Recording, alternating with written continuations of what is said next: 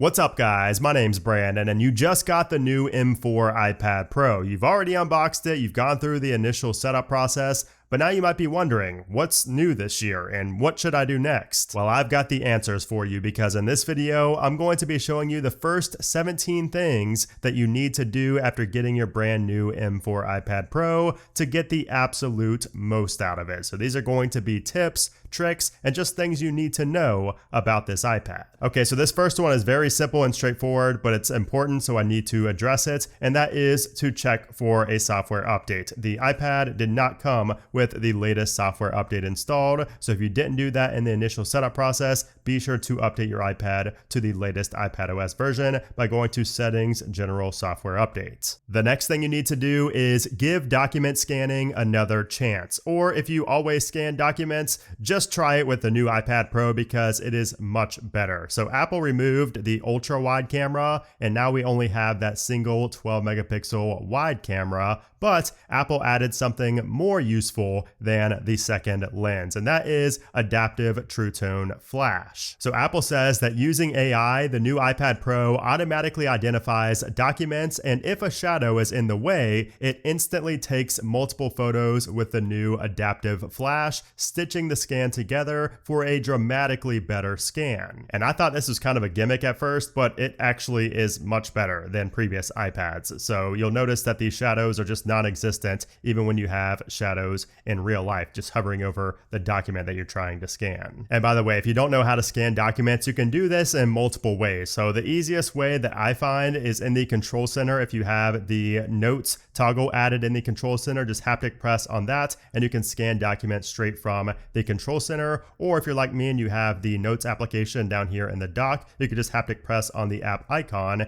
and you can scan document straight from there. Now you can also do this in the Files application. So if you go to the Files app and find any blank space, you can just tap and hold right there and it'll pull up the option to scan documents, or you can go to the three dots up here in the top left and you can scan documents from there as well. And speaking of documents and files, the next thing you should do is add frequent folders as favorites over here. So if you're anything like me and you've been playing the new Delta emulator, if you have any type of emulator application on your device and you want to, have a folder full of ROMs, I would suggest adding that to favorites. So you can tap and hold right here and select favorites, or you can take and drag that folder over here to favorites, and now you can always easily access that folder or that specific file right over here in the sidebar, which is very handy and makes it easy to access your frequently used folders. This next tip is very important because you're probably planning on keeping your M4 iPad Pro for multiple years, I would imagine. And if you are going to keep it for multiple years, you likely want to have good battery life even 3, 4, 5 years down the road.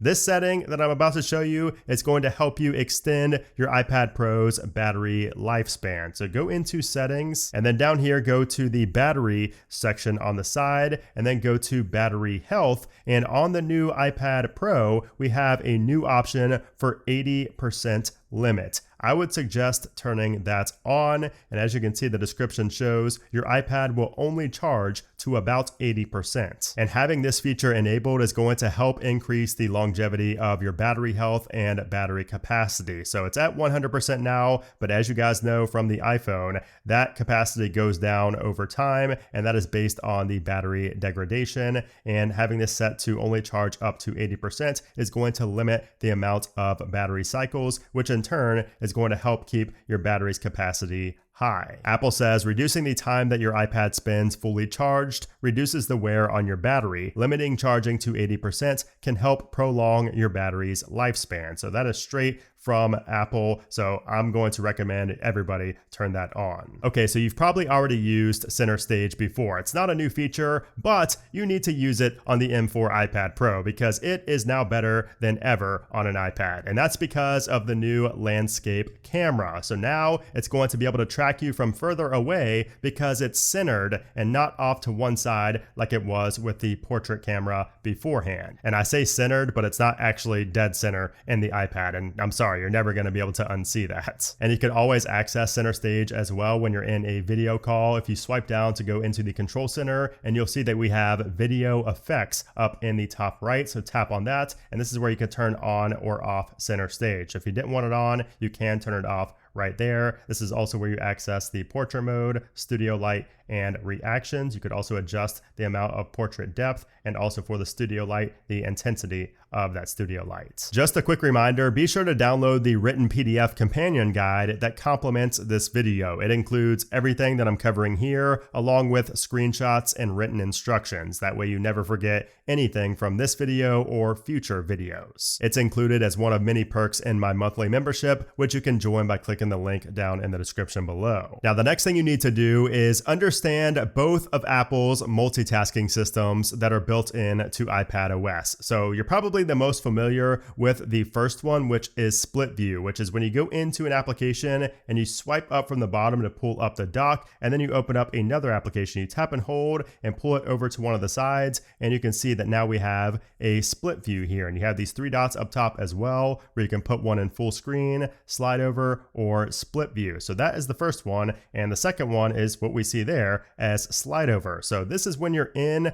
a multitasking view already, and you go ahead and take another application and drag this into the middle right here, and you can see it has a different shape. It's a little bit skinnier, and when you let go, that pulls it over here to the side. So now we have three different applications opened up at once, and I could also push this off to the side if I want to. So if I push that over, you can see we have a little arrow now, so we can pull that back out anytime we want to. We could also add other applications to that. So if we take the App Store here and put it over top, you can see that we can go in between the different applications in that slide over view. And anytime that you see these three dots up top, you can see you have the option to change between split view. You can choose left or right split. So if I wanted to send this over to the left split, you can see it puts it right back over there. And you can do that with any of these, or you can also just close it, and that will make the other app full screen. And quick plug, if you're not subscribed to the free Appledin newsletter, I will leave that down in the description below as well. It's just theappledin.com. And speaking of multitasking, it gets even more sophisticated and advanced once you understand Stage Manager.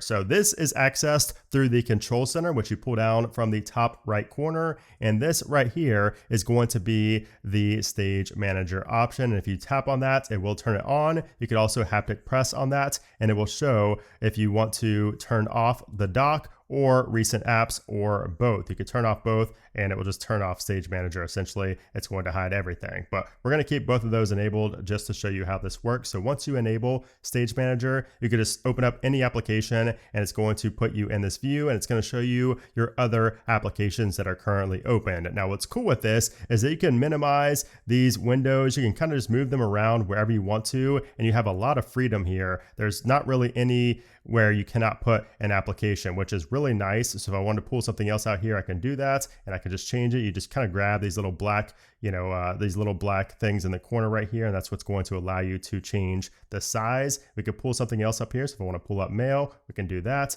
And we can see that this one's on the left side, so we can make it smaller that way. And this way you could just have a bunch of different applications opened up at the same time, and you can really get some sophisticated multitasking going on here, which is pretty cool. And you can go ahead, if you lose it, you can always just go ahead and open up one of the other apps, and it will open up back to where you were. You also have these three dots up top where you can enter into full screen. You can add another window. So if we go ahead and add another window, you can see it shows everything we have here. So if you want to get a better view of what you have open, you can do that. So we'll just open up, let's just say freeform, for example, and now that opens up on this stage. And we can kind of, if you want to move something in front of something else, you can kind of just move it just like so. So you can do a lot with this, and you can see all your recent applications over here as well. It's a lot of fun, especially if you are doing multiple things at once on your iPad. And one thing you might want to do as well to get more out of Stage Manager, especially on a 13-inch iPad Pro, and not just for Stage Manager, just in general, is go into your settings and then go to display and brightness, and then go down here until you see display zoom. And from here, you might want to select more space. That's going to give you more space on your home screen, settings, everywhere. So we're going to select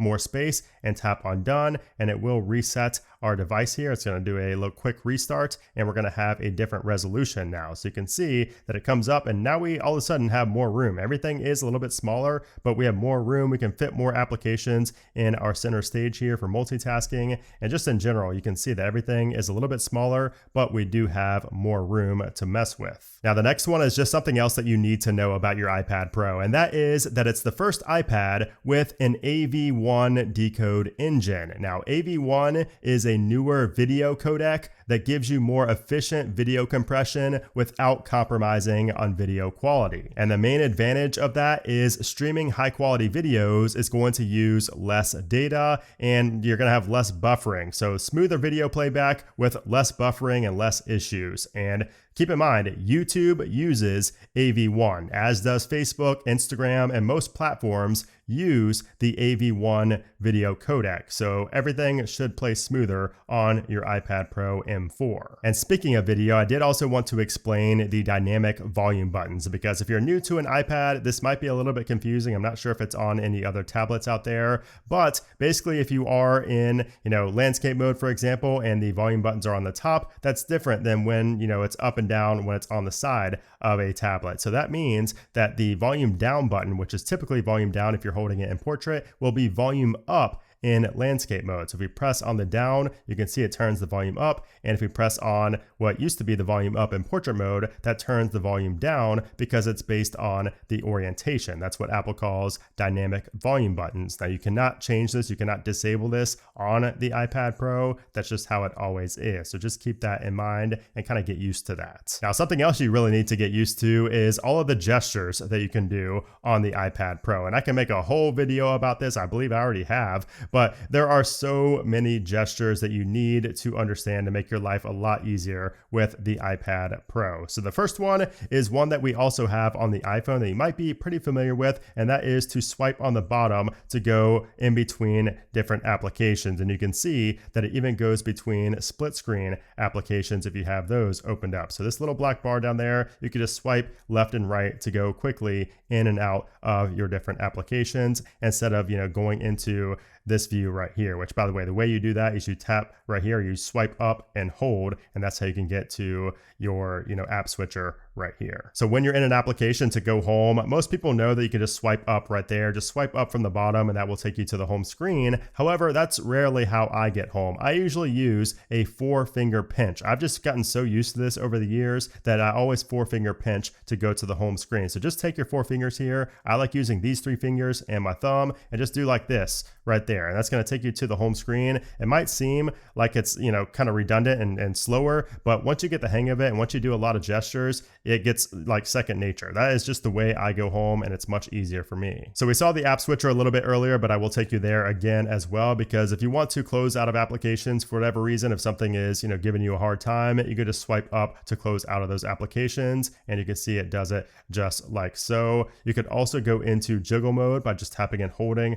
right here anywhere in the blank space, and that will allow you to remove applications or add, a new widget to your home screen. We also have the notification center that you pull down from the middle right there. So if you pull down the top middle, that will bring up your notification center and your lock screen right here. The top right is going to be your control center. So it is based on, the kind of direction on the top of the screen. So just make sure you're away from the right side and you will pull up the notification center, even if it's all the way over here on the left. And then perhaps my favorite gesture of all is making the keyboard small. So anywhere throughout iPadOS, if you want to make your keyboard small, especially on the 13-inch iPad Pro, simply just pinch it. Just pinch with 2 fingers, and you could do 2 fingers on the same hand, and that will make it small. You could also make it large. You can move this around, wherever you want by using that little bar at the bottom, and you can make it large by pinching outward. So pinch in to make it small, pinch out to make it large. That's one of my favorite gestures on iPadOS, especially on the bigger models. And another one of my favorite gestures is actually going to be the next thing you need to do, because this is an important one that you need to enable in settings. So if we go into our settings here, and then we go down to multitasking and gestures,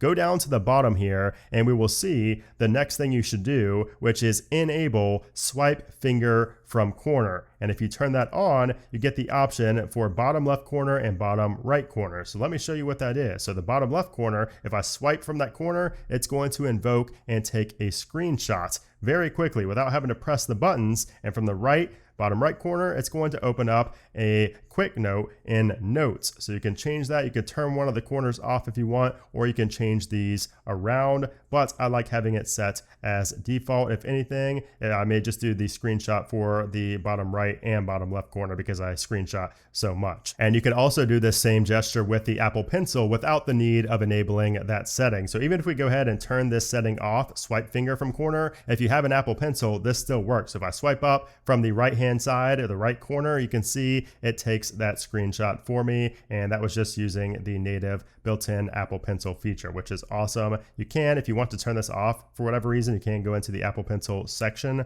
right here, and you will see down here we have pencil gestures where you can toggle these to screenshots, quick note, or off. Now, on the topic of the Apple Pencil, let's talk about the Apple Pencil Pro, because there are multiple new features with the Apple Pencil Pro that we've not seen before on an Apple Pencil. So the first one is haptic feedback. So if you pinch in on this, it will invoke this new haptic feedback on the pencil itself. You'll feel that little subtle vibration, but it also pulls up this new palette here where you can change your tools, you can change the color, you can change everything very easily without having to go across the interface to access that, tool set or the color, whatever the case may be. So that is awesome. And also you can now just simply tap to change between tools. So instead of pressing all the way in and squeezing, you can just tap, double tap right there, and that will change to the eraser, double tap again, and that will change to the pen, as you can see in the bottom left-hand corner. And you also get haptic feedback when you do that. Now, what's really awesome is something called barrel roll, and this is going to be available on select tools only, so it's not available on everything,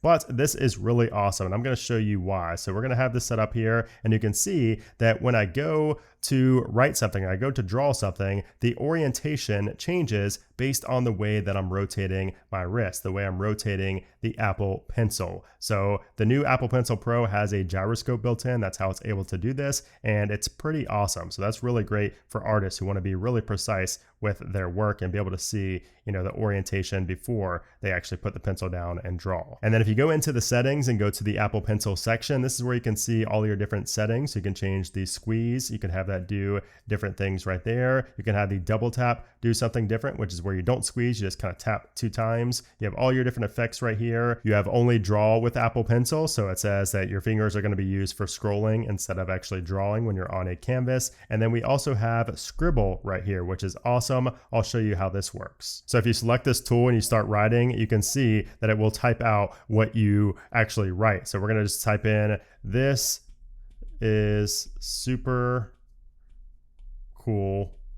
And you can see that it actually is pretty accurate with it. As long as your handwriting is good, my handwriting is not great, but it still gets it 90% of the time, at least, probably 95% of the time. So that's a cool feature, especially if you are somebody who does a lot of notes. If you are in school and you do a lot of notes, Scribble is great because you can quickly and easily write, and it will convert that into text. And just a couple of other tips about the Apple Pencil that are not exclusive to the Apple Pencil Pro, but they're just things that you need to know. If you draw shapes a lot and you're not going to have it perfect every time, so if I draw a triangle or a circle or a square, you can see it's not perfect every time, but this one is, and that's because I held down on the pen. So what I mean by that is if I draw a triangle and keep holding down, I don't let off the screen until it perfects that shape. So here we go again, a square. I'm not going to let go until it perfects the shape. Circle, not going to let go. That one wasn't even good, so it didn't trigger that. So we'll try that again with a circle, and there we go. It made it as perfect as it can be. So that is cool. Also, if you're somebody who does a lot of handwriting, so if I wrote a sentence and I wrote, "This is not straight, is it?" And obviously it's not a straight sentence, we can select that. So we tap and hold and select that text and then tap again, we get the option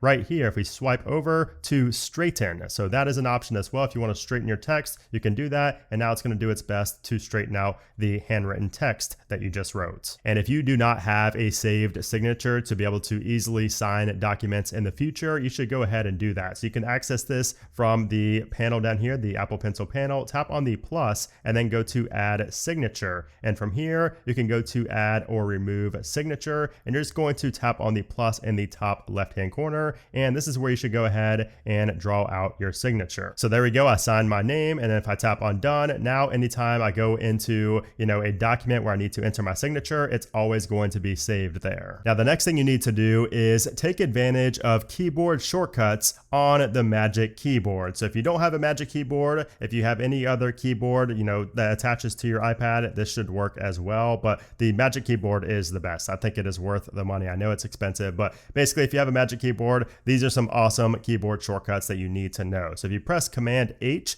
that is going to go home. So that's a quick and easy way to go to the home screen. Command and W is going to close the current window. Command spacebar is the one I use the most. That is to show and hide the spotlight search, which is how I personally open up all of my applications and also how I run shortcuts. Command Shift 4 is going to take a screenshot and immediately open up markup to view or edit that screenshot, kind of just like on the Mac. The globe key and the up arrow is going to take you to the app switcher easily. And then Command Tab is going to allow you to see the 9 most recent applications that you've accessed. Now, the next thing you need to do is customize your iPad and make it your own. So this is what the iPad came with. This is how it looked by default.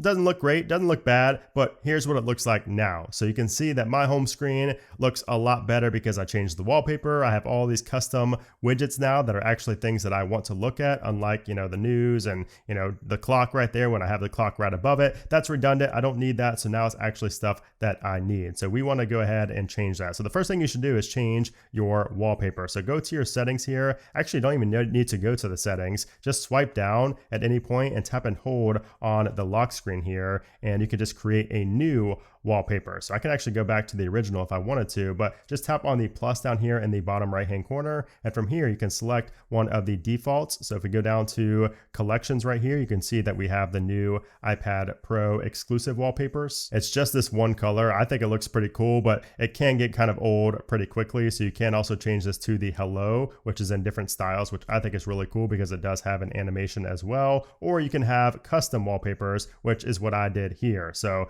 for the actual lock screen though, you can change that. So if I wanted to have the lock screen be hello, let's just say I wanted that in blue, we're going to add that, and you can set that as a wallpaper pair, or you can customize home screen and from here select a different photo. So if I wanted to have this as my home screen wallpaper, I can change that and I can kind of just, scale it to wherever I want it to be. And now all of a sudden that is going to be my home screen wallpaper, and I have a different lock screen. So here is my lock screen. I'm actually in a focus mode right now. So that is my lock screen, and here is my home screen now that I changed the wallpaper. And then you should also add some widgets to the home screen. You have a lot of real estate here, especially on the 13-inch model, even on the 11-inch model. If you're in landscape mode, you have a lot of space here on the iPad. So you need to go ahead and add some widgets. So you can do that by tapping and holding anywhere on the screen and tapping the plus up in the top left-hand corner. And from here, you could add these widgets from, whichever one you want. So if I go to podcast, for example, you can see you have different sizes. And to add that, you can just simply tap add widget, and then you can move it around wherever you want to. So we're going to remove that. I like what I have set up right here. And I'd also recommend deleting a lot of the applications that came with your iPad. So things like, as long as you don't actually use them. So things like tips, things like GarageBand, clips, pages, numbers, all of those, I would recommend deleting those or at least removing them from the home screen. So you don't have to actually delete them. So if I take in, press and hold on Keynote, for example, and go to remove app, you can see that you don't have to delete the application. You can just remove it from the home screen. That way it cleans it up. And you can always access that by swiping over on your last page, swipe over again, and that will take you to the app library where you can find all of your applications in here, even the ones you removed from the home screen. And then also add your most recent applications to the dock. So if you use Procreate a lot, if you're a big, Procreate user, I would take and drag that and just put it down there in the dock. So you always have quick and easy access to it in the dock. Oh, and by the way, I would also recommend going into your settings and go to home screen and app library and go ahead and go to newly downloaded apps, do app library only. That way, when you download a new application, it doesn't junk up your home screen. It only downloads it to the app library, which means you will not have the icon on your home screen. You will have to add it manually from the app library. I would say to do that after you've already installed like your must-have applications. That that way you don't junk up your home screen and you can keep it simple. Oh, and also you can hide pages as well. So if you want to have a page, like if I want to hide this entire page right here, I can do that. So all that you do to do that is go into jiggle mode right here and then tap on the dots in the middle and then deselect that page. And you can see that now that page is hidden. I cannot access that page anymore until I tap and hold and tap in there again. I could also remove that entire page entirely. So it's going to remove everything on that page, but of course it's not going to delete the applications. They'll just go to the app library, but that is also nice. You can also reorganize these as well. So if you want to change, the order of your pages, you can do that easily there as well. I would also go ahead and change the control center toggle. So if you swipe down from the top right, you can see I have different control center toggles in here. So if you go into your settings and go to control center, this is where you can add and remove different options from your control center. So to add something, just go down here and tap on the add. And if you want to remove something, you can just press on the red minus and then remove that. So these are the ones I like, especially notes. I think notes is very important to have in your control center. The reason being is because when you go in here and you haptic press on that, you can scan document very easily. So if you scan documents a lot, which a lot of people do, myself included, that is the preferred way, I think, to do it just because it's so quick and easy. So once you've customized your iPad, now we need to change some display settings. So go to your settings and then go to home screen and app library. And right here, you might want to use large app icons. So here is what it looks like right now. And if you want to use large app icons, here's what it's going to look like on the home screen. So your app icons are going to be large, obviously, as the name implies. And this could be great for a lot of people, especially if you don't have the best vision, if you always want to be able to see everything, maybe if you have it propped up on a Magic Keyboard, this can be very beneficial. So you might want to have that turned on. Also, one thing that drives me crazy is the auto lock. I believe it's set to 2 minutes by default. So we need to change that. Let's go to settings, display and brightness. And then down here we have auto lock. I would recommend changing that to maybe 10 or 15 minutes. I would not recommend setting that to never, just in case you accidentally forget to lock your device. So I would probably I'm just going to do 15 minutes for mine, but I would highly recommend not having it on 2 minutes because it gets pretty annoying when the screen just dims all the time. And then below that, we have the display zoom if you want to have larger text or more space. And then below that, we have the advanced tab, which is going to show one option for reference mode, which is to color match. And auto brightness is enabled by default, but if you want to disable that for whatever reason, you can go into accessibility and then to display and text size. And then all the way down at the bottom, we have auto brightness. I would recommend keeping that on. I just turned it off for this video, but that is on by default and I would recommend that. We do also have a few other things in here you might want to look through, especially reduce white point. So if you want to reduce the intensity of bright colors, you can do that. That's also how you can get your iPad to be darker than even the lowest brightness setting. So the next thing you need to do is use Spotlight Search for everything. And I mean almost literally everything. So to enable this, if you don't have the Magic Keyboard, which if you do have the Magic Keyboard, it's just Command Space, just like it is on the Mac. But if you don't have that, just swipe down from anywhere on the screen and that will pull up the Spotlight Search right here. And what you can do from here is, like I said, everything. So the first thing I use this for is the calculator, because as we know, as of iPadOS 17, there is no default calculator application for the iPad. So I use this as my glorified calculator application. So if I want to know what this number, actually I put a letter in there. So if we want to know what this number times, so we can put times, it is a little bit, hard to use, but if we put that in there, you can see the result very easily. You don't have to press, equals or anything like that. It shows it and you can copy it very easily, just like so. You could also do this for conversion. So if I want to know what 765 USD to pounds is, it will show me that right there. So 765 USD is 603 British pounds. And you can do that for all types of other conversions as well. Now, I also like doing this for opening up applications. So if you want to open up applications, you can do that right there. You can see the top hits. You can open it easily that way. You could also run shortcuts from Spotlight Search. So even if I start typing in shortcuts, it shows some of my recent ones right here, and I can launch these straight from the Spotlight Search without going in to the actual, shortcuts application, which is pretty awesome. So we'll just type in the name of one of my shortcuts, which is Open App, and you can see it shows right there, and we can just tap go right here, and it's going to open up that shortcut or open up that application, which the shortcut was just to open up the X application. So that is really convenient to have right there. You can also search for files. So if I want to search for like some of my ROMs, so you can see ROMs is one of my folders in files. So I can search for that, and that is the top hit. I can go into there and it shows all of my ROMs. You can even search for text that shows up in a photo, and it will show up in the spotlight search. So if I type in iPadOS and go down to the bottom, you can see we have photos right here, and it found a photo that matches that says iPadOS in it. So it's going to show that right there. So it's pretty awesome. You could also search for things like cat, dog, whatever, and it will show your photos from your photo library. And then the final thing you need to do on your iPad Pro is to annotate your documents in the Notes application and not in the Files application or in Preview. So this is a new feature in iPadOS 17